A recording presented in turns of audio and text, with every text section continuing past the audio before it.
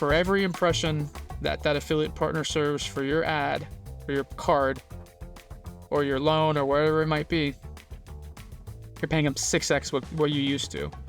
That's the reason this is a super lever, is because you've really worked out one thing. Like, you focused on getting your approval rate right. You got a big improvement in your CTR because of the communication that happened up funnel, and then your application rate improved as a result of the higher intent from the ad.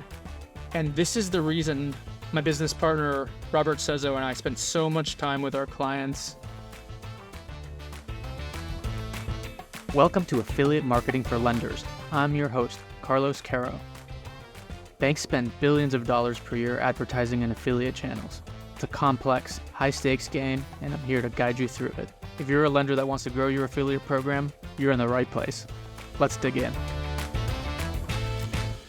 In today's episode, we're going to cover some 101 basics on affiliate marketing. Let's jump right into this. I'm sitting at my laptop right now recording this episode, and I just fired up Google.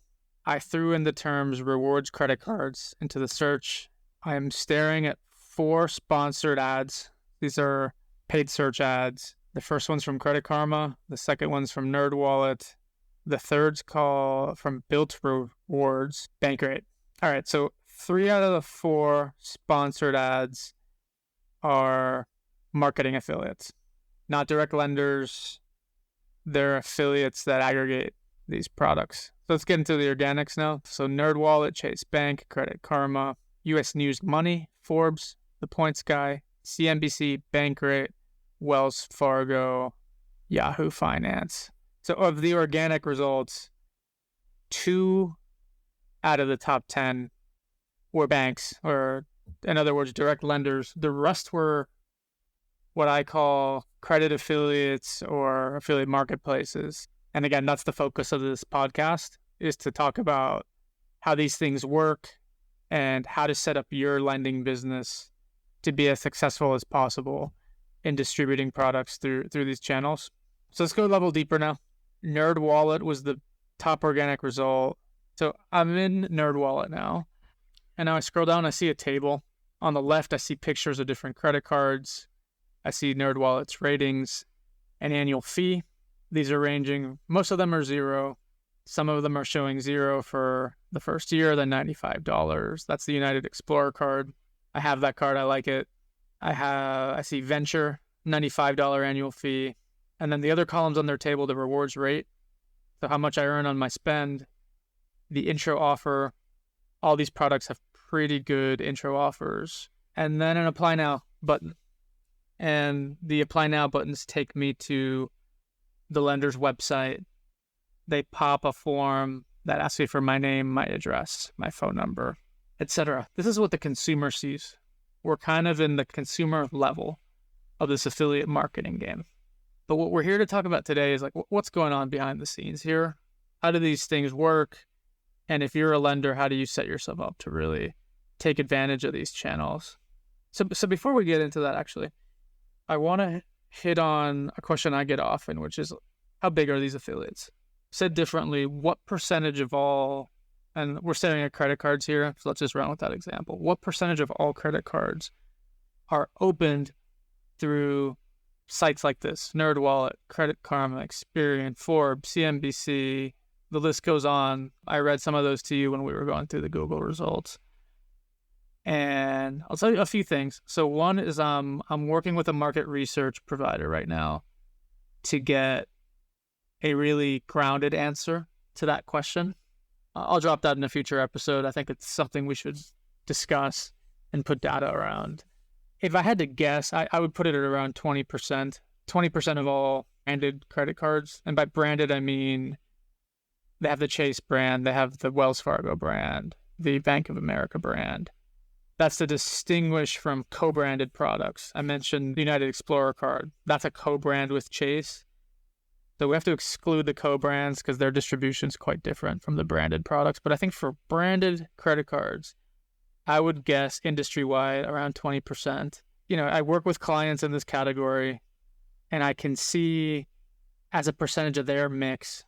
And, the clients I work with are generally in direct mail. They're in paid media. their own channels, like branches, brand marketing that they do on their own. They're in social media. So they're in a wide range of channels. And I've seen affiliate range from, the teens all the way into like some crazy numbers, like 50 to 70% of their book coming from affiliate channels. A lot of activity here. Thus the reason for the business I started, which is to advise lenders on how to play this game. And this podcast is here to educate you, the lender, the marketer who's getting into this for the first time or has been in it for a while and is looking to optimize and pick up even more momentum. So we're staring at this NerdWallet listing page. So let's talk about how these generally work. I'm not going to comment here on NerdWallet. I've actually not done a lot of business with them directly. So what I'm about to describe is the general model, whether it applies to NerdWallet, but it may not. So some people may stare at this and say, okay, well, the Wells Fargo Active Cash, that's the product that's listed at the top of the page. It must be because Wells Fargo just pays them the most money for this listing per month or something like that. That's actually not how it works. These channels tend to be performance driven. And the lender, in this case Wells Fargo, wouldn't be paying NerdWallet until they actually approve the customer.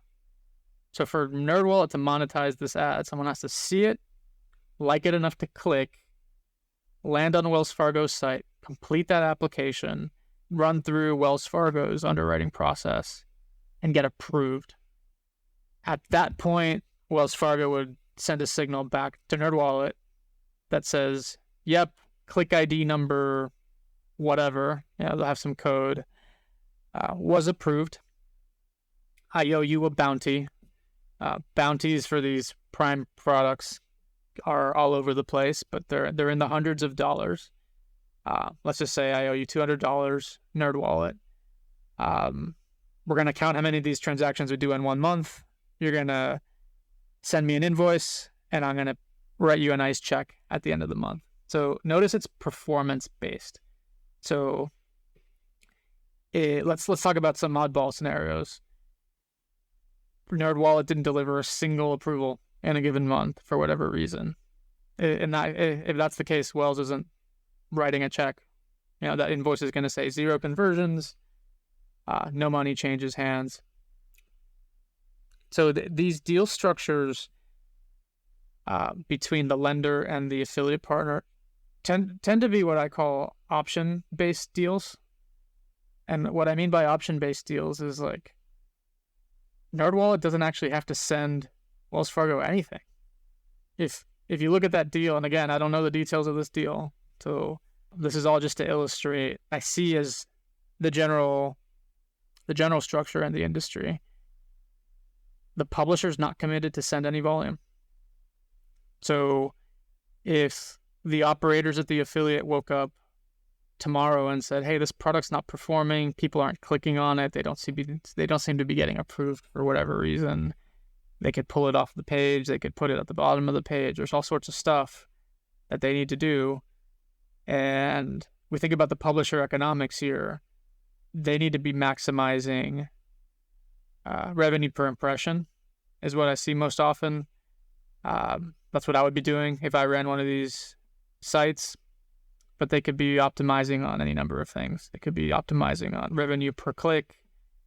They could be factoring in how many customers click as a proxy for how well are these products that they're delivering resonating with their audiences. So there's a number of ways, but I think safe to assume revenue per impression is what a good chunk of these affiliate partners are optimizing for, at least from a financial perspective.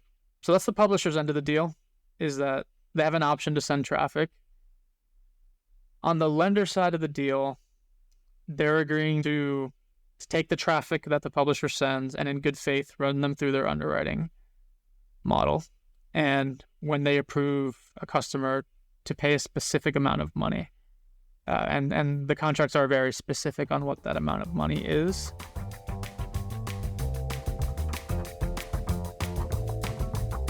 Okay, so let's pause to recap this agreement. So we're saying the publisher has the option to send leads to the lender anytime they want. We're saying the lender has the option to approve or decline any of the leads the publisher sends. So really all we're agreeing to is the amount of money that will change hands when the lender approves one of those leads. And by the way, if you read these contracts closely, even that payout is generally not locked in. It may be locked in for a week or a month or something like that, but generally either side can raise their hand and they can say, I don't think that number is right. I want it to be higher. I want it to be lower. So we have high optionality here on both sides. I want to drive this to two big ideas that I want you to take away. The first flows naturally from the publisher's financial incentives. And the big idea here is you need to be doing everything that you can as the lender to optimize conversion rate. And I mean everything. That includes getting your click rate as high as possible. That'll imply you're thinking about what is that sign-up bonus you're offering, that rewards rate, the annual fee, the image you decide to share with your affiliate, the name of the product, the marketing bullets that are loaded into that product listing. Any little detail that gets your click rate up means you are more likely to rise in the rankings. Because again, if our framework is affiliate publishers are optimizing revenue per impression, or said differently, they're optimizing the total revenue that they get from the ads that they serve, they should be serving the products with the highest conversion rate times payout. So obviously payout is a lever. So if you pay a little bit more, the revenue per impression for the publisher will go up. We talked about click rate. We talked about application rate is often overlooked. So I see lenders show up with 3, 4, 5, 6 page application flows that ask for too much information from the customer. Those need to be streamlined because the lever you control most directly in this engagement is your conversion rate and your payout. So since application rate compounds anything you do in the funnel, we need to be optimizing that. And then the last thing is approval rate. So many marketers come into this game thinking, well, I don't really control approval rate. My risk team does that. And I'll challenge you and say, well, yes, that's true. But what you can control with many of your affiliate partnerships is the targeting that you put on the top of the funnel. So what information can you share with your affiliate partners so that when your ad is served to a given audience, your funnel is highly effective. It has that high click rate and application rate, but also that very high approval rate. That's going to all compound together to the publisher's RPI. So that's big idea number one. You need to be obsessed with your conversion rate because that's going to be the fuel to motivate your publisher to show your offer as often as possible and in the best possible placement. The second big idea is wire your brain, your behavior, your mindset in this channel and make it such that you work for the affiliate partner. I'll just contrast that with what I see sometimes in the category, which is lenders showing up saying, well, I write the checks here. Clearly, I have the power in this relationship. The publisher needs me more than I need them. So I'm going to show up and make demands and be pushy, and that's going to be the way I succeed. So let me offer you this. Let's think back on that listing page we were reviewing earlier. I'll just pull it up again. It was this NerdWallet page with rewards cards. And I'm not counting exactly here, but like I see 15 odd products listed. If any one of these products disappeared from the listing page, the rankings would readjust and the same customers would be coming in from Google. It's very much a demand capture channel. And whether or not you're in the channel isn't really going to change the top line revenue for the publisher's business. It might adjust what revenue comes from each of those products. And yeah, it might concentrate them more in the remaining products. So yeah, so there's definitely some consequences there for a lender pulling out. But unless you have a very unique segment that you underwrite or a very unique value prop, most likely what's going to happen is their revenues won't change a heck of a lot. From your perspective, if you pulled out of the NerdWallet marketplace, this is demand that's going to still show up on NerdWallet, and that's going to go most likely to your competitors. That's the framework or an illustration to kind of justify this approach of, look, work for them. Furthermore, when you approach them on partnership opportunities, when you talk about things you can do together, don't lose sight of the fact that they need to make business decisions that serve their investors, their stakeholders, their customers. So they need to feel that whatever you're offering to their customers, fares, best in class, so on and so forth. And then, of course, they're going to be making sure that you're happy. So when you show up with partnership opportunities or asks, if you can frame it in ways that make it obvious to them that you understand their business and that you're putting it through the filter of revenue/investor, consumer, and partner, and you're able to articulate why that thing you're asking for is good for all three constituents, you're going to be set up to win.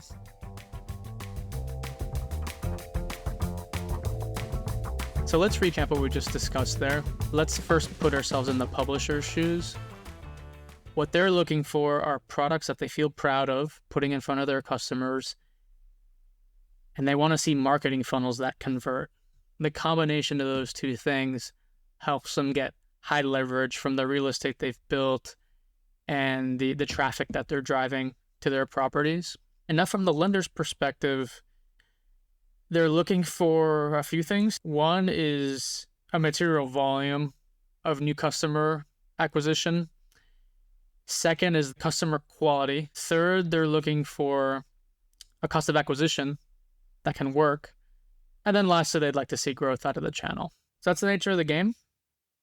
And then the partnership usually revolves around integrations, data sharing, things that that both the publisher and the lender can build together that can be win-win. So in this next section, I want to talk you through what I consider a super lever. And that super lever is the approval rate.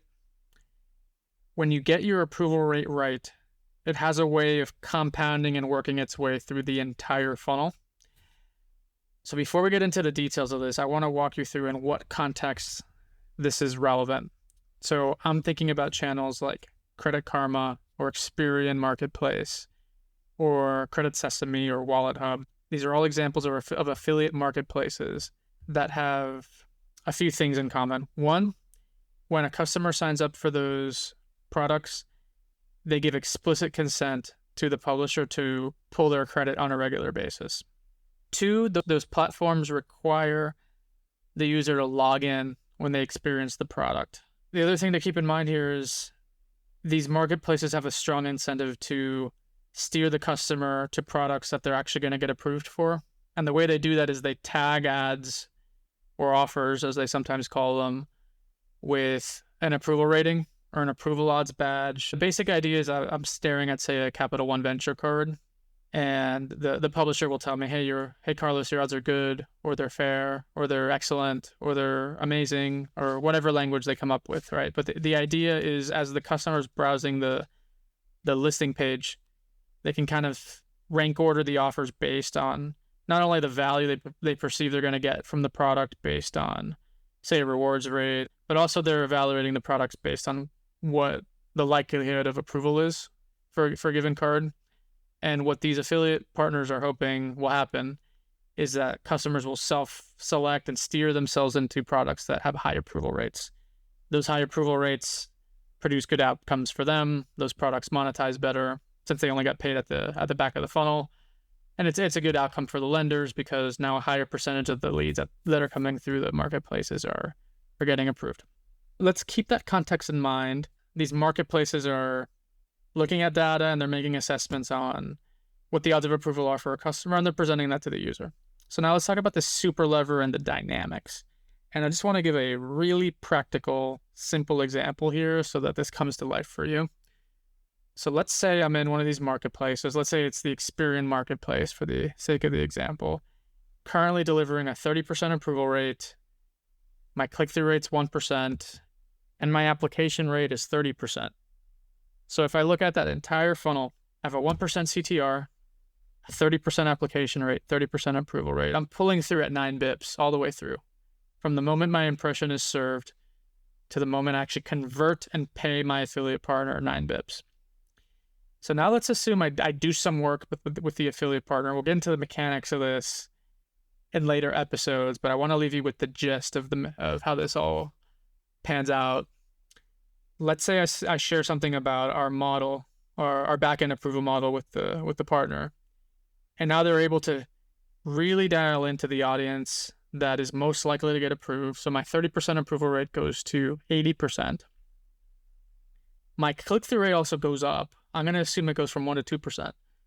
And the reason it goes up is because previously our ads might not have been badged with an approval odds rating. And now our approval odds rating might be saying something like excellent or outstanding, or some language that indicates to me as the customer that I'm almost certainly going to get this thing if I apply. So, okay, 1% CTR becomes 2. And then that application rate we had previously, in the previous example, was 30%. I'm going to dial it up here to 33%, just 10% higher on a relative basis.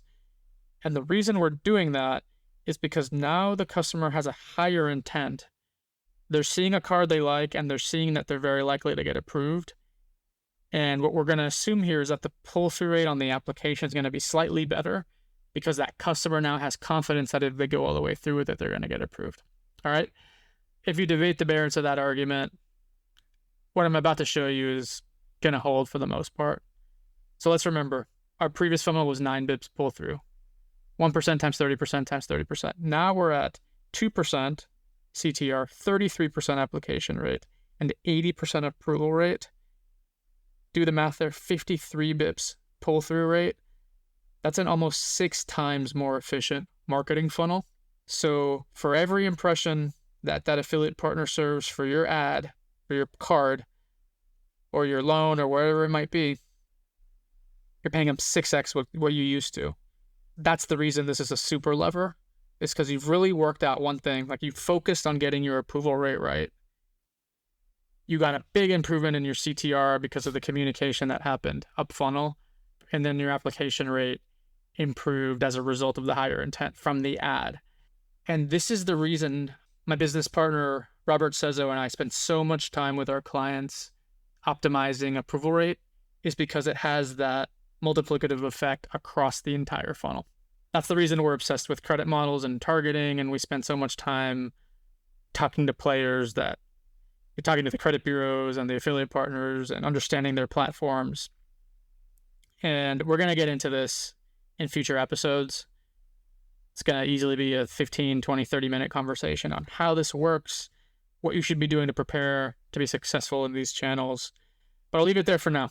It's a big lever, a lot of leverage here. So when you hear me say super lever, I'm talking about approval rate, and I'm talking about the compounding effects it's going to have across your funnel. One last thing here before we drop this topic. Generally speaking, I expect positive select when you're running ads that have like an excellent or a pre-approved or an amazing or whatever that message might be from the publisher.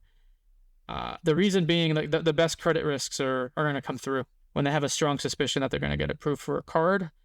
When it's less certain, they may not be as likely to come through the funnel. The risky prospects are going to come through no matter what you tell them. They could say good, medium, poor, it doesn't matter.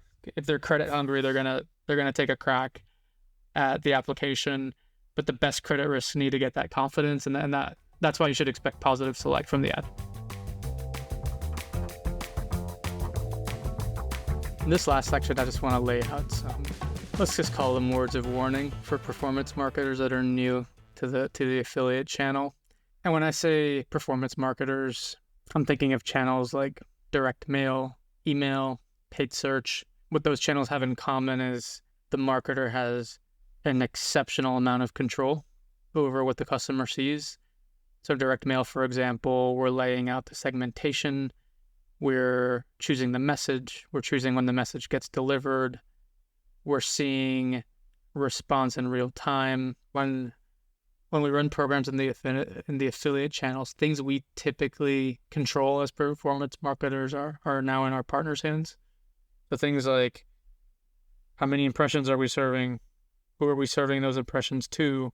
How are we serving those impressions? There's a lot of levers on the front, kind of top of the funnel, that the affiliate's controlling, that they're not necessarily going to tell you about all those things impact your performance, obviously. And like we talked about earlier, our main lever is on the quality of the product and kind of the marketing bullets we share with the lender, but more importantly, the conversion funnel and how often a click turns into a converted customer. That's what we can influence most directly. The struggle there for performance marketers, we don't often control underwriting. We don't often control the application page and how that works.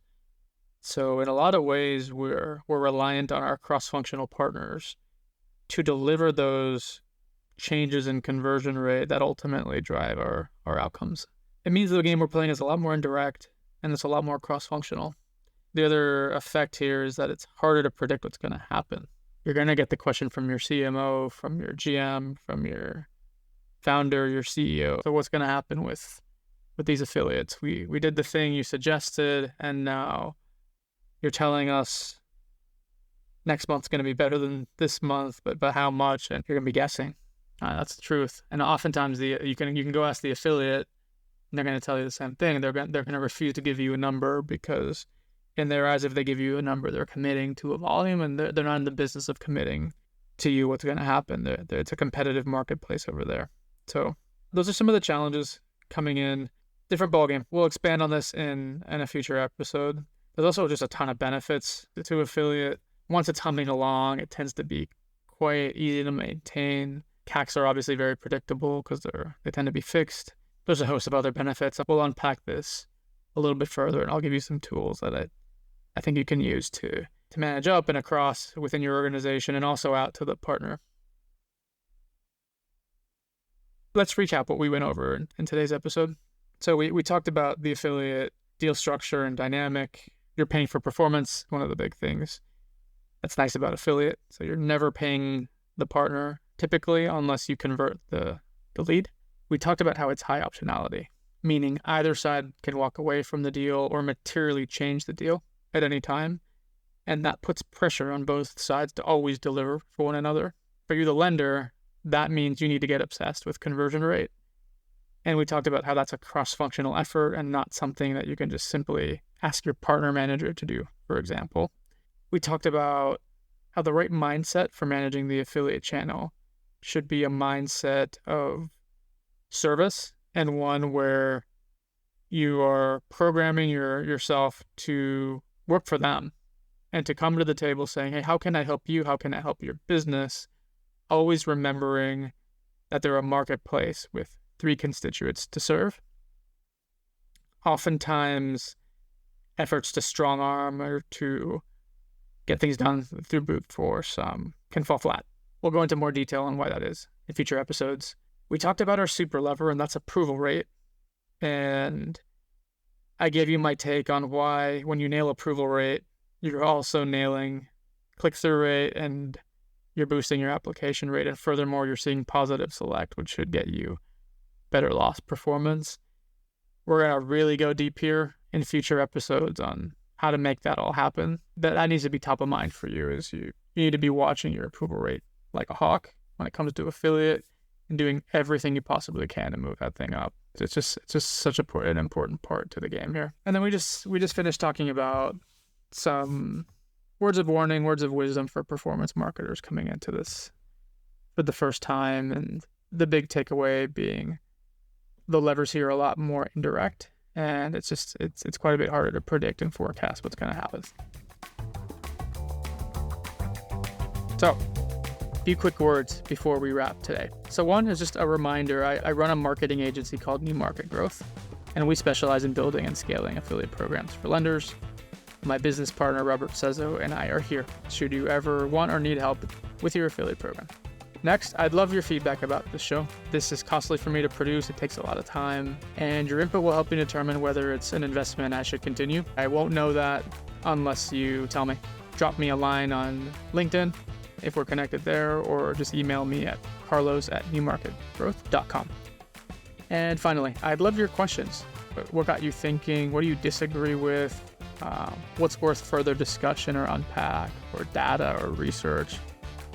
I'd love to know what would be helpful. Thanks for spending the time with me today, and I hope to see you here again soon.